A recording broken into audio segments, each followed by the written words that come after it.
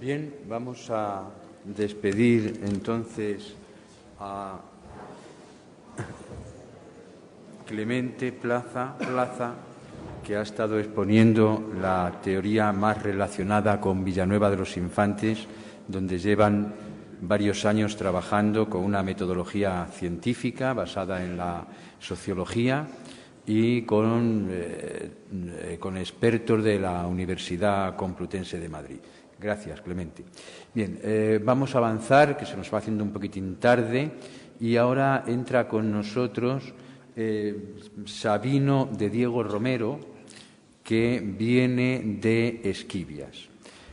Sabino, como investigador, tiene muchas relaciones con algunos investigadores de Alcázar de San Juan, y a mí me hace recordar, que no hemos recordado durante todo el día, a la figura de un hijo predilecto también de la ciudad, que es Ángel Ligero Móstoles. Ángel Ligero Móstoles fue el cervantista alcazareño más importante de la segunda mitad del siglo XX, participando durante aquellos años en todo el territorio nacional a través de diferentes medios, fundamentalmente de los periódicos diarios de la época, como el Ya, o de programas especializados en la televisión española, como La Clave. Y editó la mayoría de sus investigaciones en un libro doble de 2 volúmenes con el nombre de La Mancha de Don Quijote. Bueno, pues Ángel Ligero Móstoles, hago referencia a él por una serie de coincidencias con Sabino. Ambos fueron, él también, industriales, ambos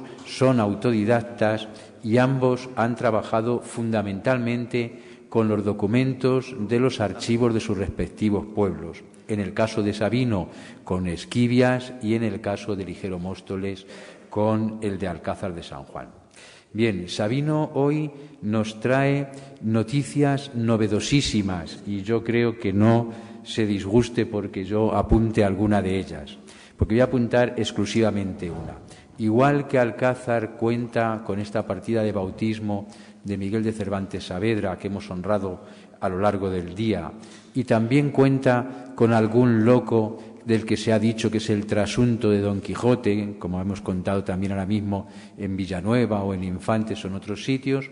Sabino ha descubierto en los archivos de Esquivias una cuestión interesantísima, que no es ni nada más ni nada menos que el acta de bautismo de Sancho Panza, o del trasunto de lo que podría ser Sancho Panza, un señor que se llama Sancho Gaona. Pero evidentemente es Sabino de Diego quien entiende de estas cosas, porque son el objeto de su vida en estos momentos, y con él les dejo la palabra. Muchas gracias.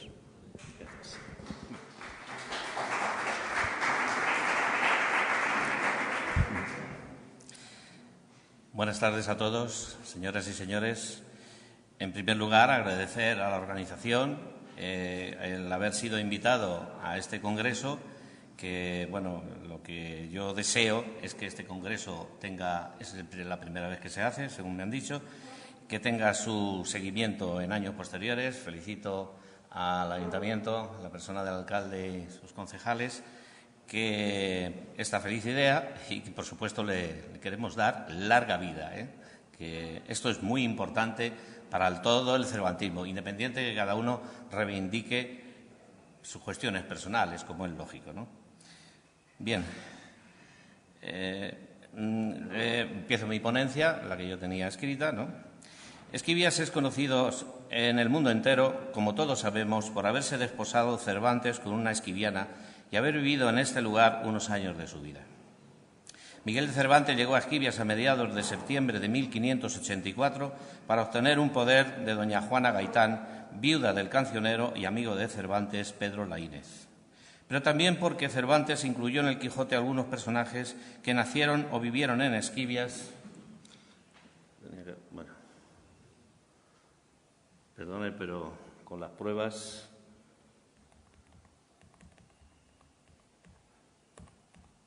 Estábamos ahí. Pero también porque Cervantes incluyó en el Quijote algunos personajes que nacieron o vivieron en Esquivias en los siglos XVI y XVII, algunos de estos personajes contemporáneos de Cervantes. Por ejemplo, Alonso Quijada de Salazar. Alonso Quijada de Salazar, para muchos prototipo del Quijote, pues, por ejemplo, en este acte dice en el lugar de Esquivias, jurisdicción de la ciudad de Toledo, etcétera, etcétera. Detalla a los miembros del concejo del lugar de Esquivias, entre los que se encuentra Gabriel Quijada de Salazar, alcalde ordinario por el Estado de los Hijos de Hidalgo, Alonso Quijada de Salazar, Juan Quijada de Salazar y otros. Alonso Quijado era propietario de la casa de la hoy llamada Casa Museo de Cervantes, donde vivieron Miguel de Cervantes y Catalina de Salazar. Era pariente de Catalina, hijo de Gabriel Quijada de Salazar el Viejo y de Melchor de Aguilar. Era descendiente en cuarta generación, por línea recta de varón, de Gutiérrez Quijada, natural de Vecilla de Valdaradey. Eso sí le da. Alonso Quijada representaba en el concejo a los hidalgos del lugar de Esquivias. Había 37 hidalgos en Esquivias. Por derecho adquirido por carta ejecutoria de hidalguía ganada por su tío Juan Quijada de Salazar el 30 de noviembre de 1569. Al final del documento tenemos la firma de Alonso Quijada de Salazar, que la he subrayado con amarillo, no en el documento, en el ordenador. Falleció el 6 de septiembre de 1604. Aún se conserva en Esquivias, en la fachada del mayorazgo de los Quijadas, el escudo de los Quijadas de Vecilla de Valdaradey, para recordar la gesta de esta dinastía, ya que los Quijadas de Esquivias demostraron descender por línea recta de varón de Gutiérrez Quijada de Vecilla de Valdaradey, tal como dice Don Quijote, que desciende por línea recta de varón del mismo Gutiérrez Quijada. Ver capítulo 49 de la primera parte del Quijote. Otro personaje, el cura Pero Pérez. El cura fue cura de la ermita de San Bernabé en Esquivias, hoy desaparecida, situada en el extrarradio, próxima a la vivienda de los Quijadas, sirviendo de apoyo al cura propio de la iglesia parroquial de Esquivias, al tiempo que colaboraba en las tareas propias del canónigo de Toledo. En el libro primero de bautismos procedente de la parroquia de Esquivias, al folio 31, se encuentra el siguiente acta. En Esquivias, a 3 días del mes de mayo, no la pongo porque esa es del arzobispado y no la tengo, solamente tengo la referencia. Del 3 días del mes de mayo, susodicho, 1530 corresponde, se bautizó un hijo de Gabriel Quijada y Ana Mejía, su mujer, cuyo nombre fue Gabriel. Fueron sus padrinos de pila Diego del Arco y doña Antonia, mujer de Pedro Mejía. Y lo firma Petrus Pérez. Así, El bautizado fue padre de don Alonso Quijada de Salazar, propietario de la hoy llamada Casa de Cervantes de Esquivias. En el mismo libro, al folio 36, el siguiente acta. En Esquivias, a 7 días del mes de enero, año susodicho, el señor Pero Pérez, teniente de cura, bautizó a un hijo, Francisco Chamizo, y de su mujer Mari Gutiérrez, cuyo nombre fue Juan. Fueron sus padrinos de pila Diego del Arco y Catalina Vozmediano, mujer de Pedro de Salazar. Y lo firma Pero Pérez. Antes era Petrus Pérez y ahora firma Pero Pérez. Es lo mismo, ¿no? En este acta actúa como madrina de bautismo Catalina Vozmediano, abuela paterna de Catalina de Salazar y Palacios. Y se menciona también al abuelo de Catalina, Pedro, otras veces llamado Gonzalo, de Salazar. Por otro lado, la madre del bautizado se llama Mari Gutiérrez, uno de los nombres con que Cervantes nombra a Teresa Panza. Puede ser una casualidad. Otro documento, el de El Morisco Ricote. Lamento que se vea tan pequeño, y también lamento que ponga en la parte de arriba Diego Ricote, que alguien escribió en el libro. Yo digo que aquellas personas que escriben estos libros tenían que estar colgados por lo menos 2 días del pulgar para ver si dejaban de escribir en los libros ciertas cosas. Entre otras cosas porque no pone Diego Ricote, sino Pedro Ricote. La abreviatura es de Pedro, no de Diego, así es que encima mal escrito. Los Ricote pertenecían a una de las familias de moriscos que vivían en Esquivias. Ya se ha dicho aquí que ha habido también moriscos en otros lugares, pero bueno, tengo que decir que también lo había en Esquivias. Contemporáneos de Cervantes. Hay documentos archivados que mencionan a los Ricote hasta la fecha de expulsión de los moriscos de España en 1610. Dice el acta, en 6 días del mes de diciembre de este 1580 años murió Diego Ricote, el mozo, y 8 días antes de él murió su madre. O sea, su madre había muerto, pero dijeron, bueno, vamos a esperar y si se muere el hijo, pues lo apuntamos. Bueno, bastante negativo. Y el siguiente acta. En 9 días del mes de diciembre del dicho año murió Bernardino Ricote. Era el padre del anterior y esposo también de la fallecida. A esto le sucedieron Isabel Ricote y María Ricote. Sansón Carrasco. En este caso, en Esquivias, Juan Carrasco, aunque para muchos es el prototipo de Sansón Carrasco. Será difícil encontrar ciertos nombres en ningún sitio si no es por una idea. El 10 de enero de 1582 es bautizado en Esquivias un niño llamado Juan, hijo de Juan Carrasco y de Juana de Eugena. En otras actas se le llama al padre con los nombres de Bartolomé, Tomé y Cosme. Este niño contaba la edad de 24 años en 1606 como fecha probable en que Cervantes comenzara a escribir la segunda parte del Quijote. Sansón Carrasco aparece en el Quijote al principio de la segunda parte, donde dice Cervantes que el bachiller tiene la edad de 24 años. Capítulo 3 de esa segunda parte del Quijote. Pero en el día de hoy voy a profundizar más en los siguientes personajes y otros datos descubiertos por mí en los archivos parroquiales de Esquivias, porque estos ya eran públicos, ya se habían publicado, descubiertos por otras personas. El apellido Cascajo, si no se aprecia bien, abajo. El nombre de Pedro Cascajo es dado a un niño que criaba Juana de Eugena, mujer de Cosme Carrasco, que, como vimos antes, fueron los padres de Juan Carrasco, por lo que estos dos niños convivieron entre sí y con una proximidad afectiva a la familia de Catalina de Salazar y Palacios. Juana de Eugena era la madre de la que criaba este niño, era tía de María de Eugena, una criada que tuvo Catalina y a la que dejó en su testamento todos los vestidos de seda y mantos que tuviere el día de su muerte por el mucho amor que la tuvo siendo niña. El testamento lo hizo en 1610, si no recuerdo mal. Ver el capítulo 5 de la segunda parte, también, donde dice Teresa Panza dirigiéndose a Sancho Panza. Teresa me pusieron en el bautismo nombre mondo y escueto, sin añadiduras ni cortapisas, ni arrebiques de dones y donas. Cascajo se llamó mi padre y a mí, por ser vuestra mujer, me llaman Teresa Panza, que a buena razón me habían de llamar Teresa Cascajo, pero allá van reyes doquieren leyes, y con este nombre me contento. El nombre de Pedro Alonso ha salido también al cabo del día, pues efectivamente yo también descubrí allí un acta de Pedro Alonso y simplemente, como sabemos todos de quién es, simplemente voy a referir lo que dice el acta. En 2 de febrero de 1571 observarán que todas las fechas son de personas que cuando llegó Cervantes a Esquivias tendrían 15, 20 años y que cuando empiezan a escribir el Quijote todas estas personas tienen de 25 a 30 o 32 años, ¿no? En 2 de febrero de 1571 años, el reverendo señor Alonso Alderete, cura propio, bautizó un hijo de Martín Alonso y de su mujer Lucía Romana, cuyo nombre fue Pedro. Fueron sus compadres de pila Gaspar Gutiérrez Toledano y Francesca Martín, su mujer. Fueron testigos Pedro de Gamboa, que era el sacristán, y Alonso Capoche, este viene también en las novelas ejemplares, el mozo, vecinos del dicho lugar de Esquivias, y lo firma Alonso Alderete. La relación de esta familia, de los Mejías, con la familia de Catalina de Salazar y Palacios, ya he dicho antes que era muy estrecha. Otro personaje es el del vizcaíno. Todos sabemos que en el capítulo 8 y 9 de la primera parte vemos a Don Quijote maltrecho después de la famosa batalla de los molinos de... Entonces, realmente lo que hace Don Quijote es que ataca a unos frailes de San Benito que van con una señora y contra el escudero de la vizcaína, llamado el vizcaíno, todo lo que dice el Quijote, no voy a referir más. Así pues tenemos a este personaje del vizcaíno como uno de los actores principales de la novela Don Quijote de la Mancha. Y a continuación veremos de dónde proviene este personaje de Esquivias. Hace 20 o 25 años descubrí esta partida precisamente.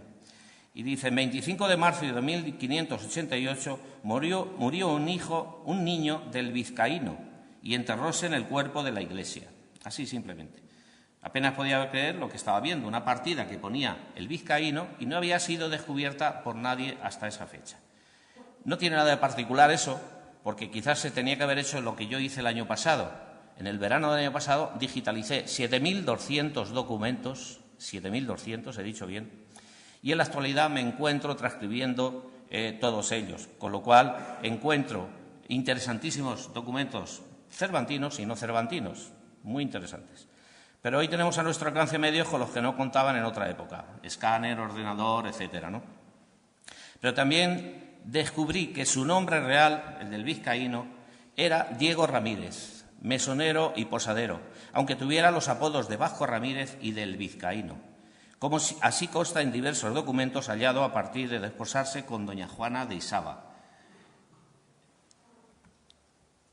Sirva de ejemplo a las últimas voluntades de don Alonso de Salazar, donde manda se digan 8 misas por doña Juana, mujer de Vasco Ramírez.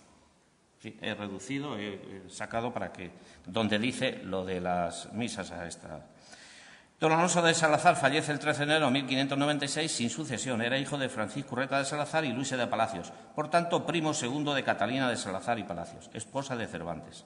Por otro lado, se hallaba casado con Francisca Barras y Cárdenas, es decir, con otra prima de Catalina por vía paterna. Es decir, que doña Juana, mujer de Vasco Ramírez, llamada la Vizcaína, era una persona muy allegada a la familia de Catalina. Motivos tenía más que suficiente Cervantes para incluir a este personaje en el Quijote. Tenemos aquí una de las confirmaciones, modelo, ¿no? O sea, hay muchos documentos. Pero en esta, de fecha 5 de diciembre de 1566, vemos, la parte de arriba también he punteado, a lo mejor no lo ven ustedes, pero Pedro, criado de Vasco Ramírez. También tenemos a Leonor, hija de Vasco Ramírez. De aquí, Diego Ramírez también, el propio, y otra hija, Catalina, hija de Vasco Ramírez. Es decir, que a partir de que Diego Ramírez se casa con la Vizcaína, porque ésta había enviudado de Pedro de Zárate, vizcaíno también, con lo cual tenían 2 hijas, a Diego Ramírez, que provenía de Yeles, que no tenía que ver absolutamente nada con vizcaíno, se le llama el Vizcaíno o Vasco Ramírez. Se ve que la fuerte personalidad de doña Juana de Isaba ha calado fuertemente en la sociedad esquiviana, tan proclive a poner apodos. No sé si he dicho ya que doña Juana de Isaba, Isaba es un apellido también vasco-navarro. Hay un pueblo en Navarra que se llama Isaba, y es decir, que estas familias venían de Vizcaya o Navarra. El hijo mayor de este matrimonio, Diego Ramírez de Isaba, que ya se llama así, al cual también llaman con el apodo de Vizcaíno, siguen escribiendo así, regenta el mesón y la posada a partir del fallecimiento de sus padres. Es evidente que Cervantes todos estos hechos no le pasaban desapercibidos. En el Quijote, Cervantes representa al vizcaíno como un escudero de una señora vizcaína, aguerrido, mal hablado, sería porque hablaba en parte en vascuence, fortachón, etc. Actitudes que seguramente acompañaban a Diego Ramírez de Isaba. Además, desde que Cervantes llegó a Esquivias en septiembre de 1584 hasta que se desposó con Catalina en diciembre, las veces que se hallara en Esquivias se hospedaría, porque no había otra posada, en la posada del Vizcaíno. Y no digamos los largos días en los que durante los más de 2 años que estuvo Cervantes prácticamente sin moverse de Esquivias, salvo unos cortos viajes a Madrid o Toledo y uno a Sevilla, debió frecuentar el museo del Vizcaíno, perdón, el mesón del Vizcaíno. Y le contarían tantas historias que hubieran ocurrido en Esquivias, ya fuera de los Quijadas, Salazares, etc., y Cervantes referiría a las suyas, que no eran pocas: su ida a Roma, la batalla de Lepanto, la más grande batalla que conocieron los siglos, su cautividad durante 5 años en Argel, etc. Cervantes iba tomando nota o lo llevaba en su cabeza sobre los personajes que moraban en Esquivias en aquella época. Los que he citado antes, el cura Pero Pérez, Alonso Quijada, etc. Así pues, tenemos a otro personaje de Esquivias en el Quijote, el Vizcaíno, para engrosar la larga lista de personajes naturales o vecinos de Esquivias que de forma indiscutible se hallan en la estrecha relación entre Esquivias y el Quijote. No es la primera vez que oigo decir que Esquivias tiene relación con Cervantes, pero no con el Quijote. Eso llevo años oyéndolo, llevo años. Pero si a la vista de los documentos que he citado, todos documentados, no se aprecia todavía la existencia de Esquivias en el Quijote, es que se está mirando hacia otro lado, no siendo consecuente con los hechos. No obstante, y para terminar analizaré el siguiente concepto. El lugar de la Mancha de cuyo nombre no quiso acordarse Cervantes. Comenzaremos definiendo el concepto de lugar referido a una población. En geografía, el término lugar o lugar de realengo hace referencia a una aglomeración secundaria de un municipio que constituye con frecuencia una aldea mayor. En la España rural, la categoría de lugar hace referencia a un núcleo de población que jurídicamente dependía de otro, más concretamente de una villa o ciudad. Recopilando datos, se entiende como lugar la entidad de población que sea designada por este título y tenga, además, distribuidos los edificios de que se compone en forma de calles y plazas. Por regla general, la palabra lugar indica que la entidad a que se refiere tiene o ha tenido término jurisdiccional. No voy a entrar en pormenorizar cuál era la definición de cada una de las poblaciones cervantinas del siglo XVI, pero sí voy a incidir en que Esquivias tenía la denominación de lugar. Desde el momento en que en el año 1188 era hispánica 1226, el rey Alfonso el VIII, como así se definía, donó sus solares y vasallajes que poseía en el lugar de Esquivias a la Iglesia de Toledo. En la documentación relativa a la donación y posterior pleito interpuesto por el Cabildo de Toledo contra el concejo de Esquivias, se le denomina como lugar de Esquivias o en la mayoría de las veces como lugar simplemente. Bajo esta denominación de lugar se le identifica a Esquivias en todo tipo de documentos hallados y podemos contar con cientos o incluso miles. Ya les dije que clasifiqué y digitalicé 7.200 documentos, pues seguramente que en unos 7.200, en unos 7.000 o algunos más sí que lo ponen, algunos puede que no. Hasta que en el año 1768 Esquivias es declarada Villa Realenga, con los fueros correspondientes, dejando en dicha fecha de llamarse lugar. El catastro de Ensenada determina claramente la diferencia entre ciudad, villa realenga, lugares de realengo, despoblados, etc., identificando 15 poblaciones como lugar de realengo, entre los que se halla Esquivias. No obstante, para ahondar más si cabe y consolidar esta afirmación, por ver estos documentos que vemos a continuación. Y voy un poquito deprisa porque quiero ceñirme al tiempo que se me dijo. Un acta del Concejo del lugar de Esquivias. En el lugar de Esquivias, jurisdicción de la ciudad de Toledo, tenía jurisdicción de la ciudad de Toledo antes, por el tema del ajusticiamiento, se ha dicho otra, bueno, pero el lugar tenía que ser esto. En 14 días del mes de noviembre de 1592 años, estando el concejo del dicho lugar. En este acto se denomina por una sola vez lugar de Esquivias, mientras que a continuación por 5 veces se nombra como el dicho lugar escuetamente. Y al final aparece la firma también de Alonso Quijada de Salazar representando a los hidalgos de Esquivias. También este documento de concordia entre Esquivias y Borós. Podemos analizar este documento donde se nombra el lugar de Esquivias en 45 ocasiones. En una ocasión simplemente lugar.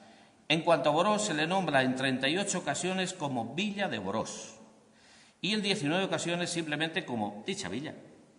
Mientras que en cuanto a Toledo se habla como ciudad de Toledo y a Madrid como Villa de Madrid. En ningún caso se nombra a cualquiera de estas poblaciones si no se antepone el término ciudad, villa o lugar.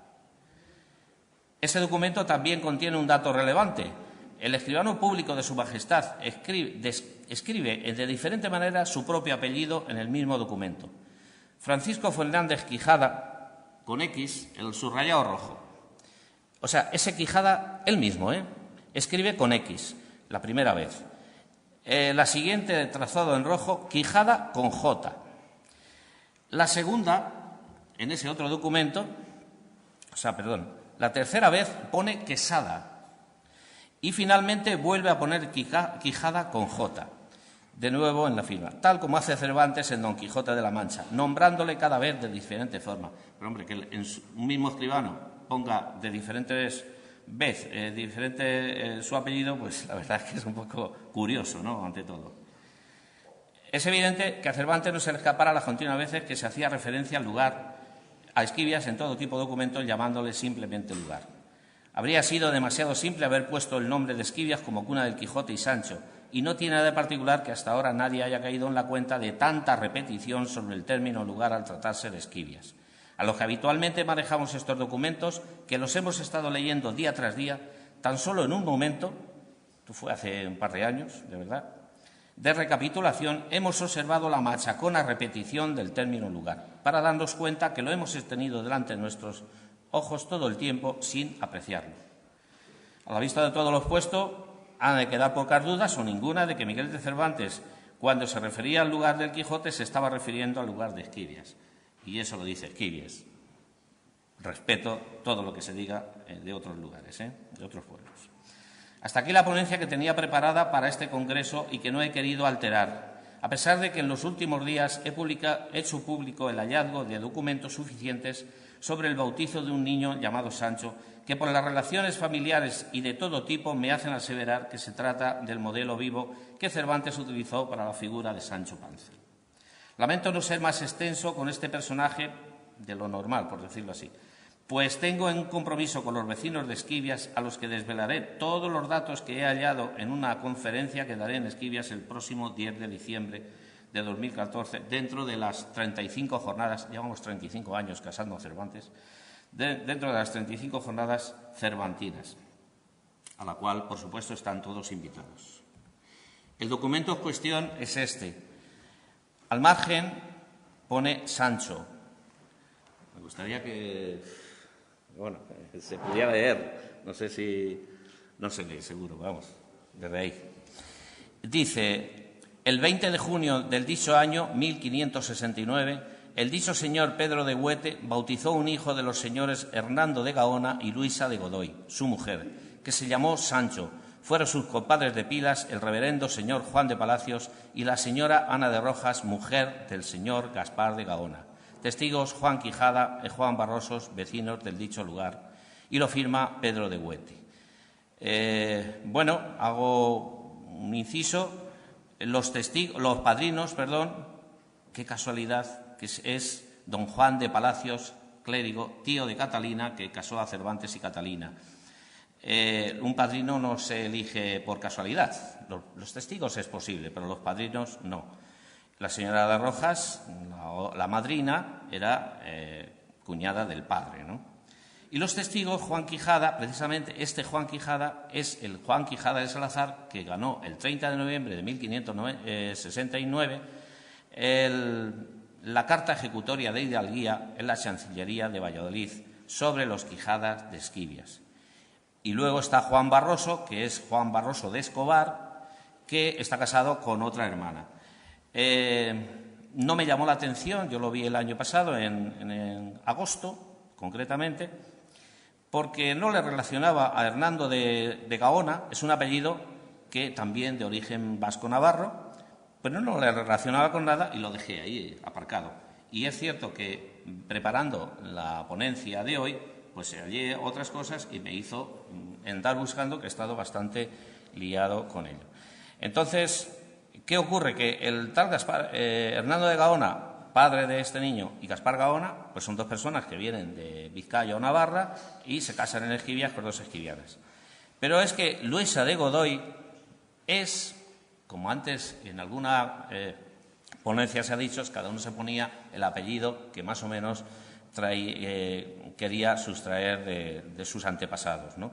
Pues esta era hermana de Graviel Quijada de Salazar, padre del tal Alonso Quijada de Salazar, propietario de la hoy llamada Casa de Cervantes.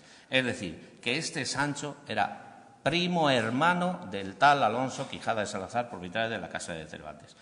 Eso está ahí, y no podía decir más cosas, pero me permitan, porque tenga mucha insistencia en decir alguna cosa más. Bueno, hasta aquí tengo mi ponencia, pero no puedo dejar de decir que ha habido un ponente, cuyo nombre no quiero recordar, que nos ha iniciado el guión de un vodevil sobre la posible promiscuidad de Catalina de Salazar, esposa de Cervantes. Catalina solo salió de Esquivias para ir a Madrid, Valladolid, de nuevo a Esquivias y a Toledo. Ha dicho innumerables veces, es posible, es probable, pero si no ha presentado ningún documento que lo atestigue, la verdad, es levantar muy falsos testimonios. Pero si lo que pretende es salir en un programa de prensa rosa, está en el buen camino.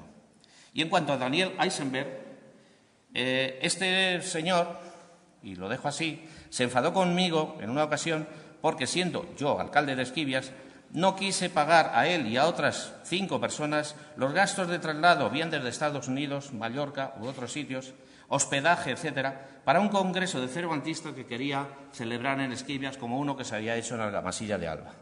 A partir de esa fecha escribió ese libro donde dice que Cervantes y Catalina se separaron. No se separaron. Cervantes, en 1587, da un poder a Catalina para que ésta pueda vender una suerte de majuelo que sirvió para saldar una deuda que tenía contraída Cervantes en Sevilla, de ahí el viaje que yo he dicho que hizo el viaje.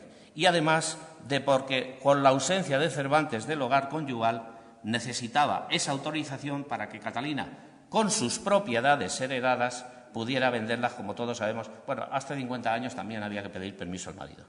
Entonces, nada más que esto. Buenas noches y muchas gracias por su atención.